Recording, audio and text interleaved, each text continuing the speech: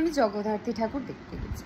তো এবারে আমি জীবনের প্রথম জগদ্ধাত্রী ঠাকুর দেখতে গেছি। এখানে আমি দুর্গা ঠাকুরও দেখতে যাই না, স্পেসিফিক্যালি কোনো দুর্গা ঠাকুরও দেখতে যাইনি। তো হয় না যে একটা মানুষ জীবনের প্রথম যখন কোনো ঠাকুর দেখতে যায় খুব এক্সপেকটেশন নিয়ে যায়। তো ওরকম যে এক্সপেকটেশন নিয়ে গিয়ে মোটামুটি মানকুণ্ডু স্টেশনের আগেই সেই এক্সপেকটেশন আমি হারিয়ে ফেলেছিলাম। এত ট্রেনে ভিড়, রীতিমতো পাউরুটির মতো টোস্ট করে দিচ্ছে। তো ঠিক আছে, তাও মনকে মানে খুব ঠাকুর দেখবো, খুব এন্থু, ঠিক আছে গেছি, খুব ভালো কথা।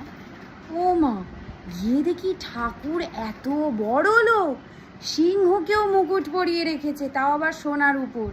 মানে আমার কাছে কথা, মানে প্রত্যেকটা অলিতে গলিতে ঠাকুর সোনার উপর পড়ে আছে।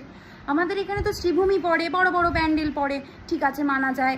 আমি যেখানে থাকি সেখানেও মাঝে সাঝে হয় কোনো কোনো ঠাকুর বড় বড় যে প্যান্ডেল। যেমন আমাদের এখানে ডানকুনি স্পোর্টিং ক্লাব খুব বড় পুজো করে, তারপরে কালীপুর স্পোর্টিং পুজো করে, আগে মিলন সংঘেরও পুজো হতো খুব বড় করে।